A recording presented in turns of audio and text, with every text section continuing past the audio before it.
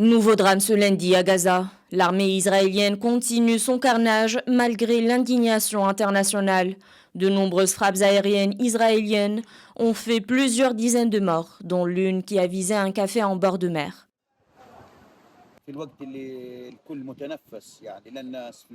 Alors qu'il devrait y avoir un espace où les Gazaouis pourraient respirer, en cette période de canicule et de pression sur toute la bande, Gaza est assiégée, bombardée, tous les jours. Les frappes israéliennes ont visé ce café et ont fait plusieurs dizaines de morts. C'est un lieu de loisirs populaire que les jeunes et les enfants fréquentent. Ces nouvelles attaques meurtrières relancent les critiques, y compris au sein même d'Israël.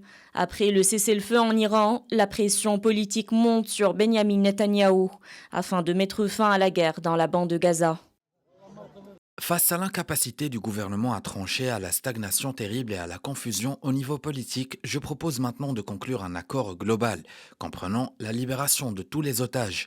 Netanyahou doit quitter ses fonctions. Il est au pouvoir depuis 20 ans. C'est bien trop long. Tout le monde est d'accord là-dessus. Il doit rentrer chez lui. Le peuple veut du renouveau. Il veut la paix.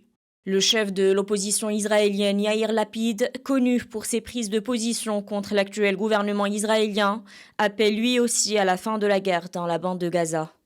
L'État d'Israël n'a plus aucun intérêt à poursuivre la guerre à Gaza. Elle ne fait que causer des dommages sur les plans sécuritaires, politiques et économiques.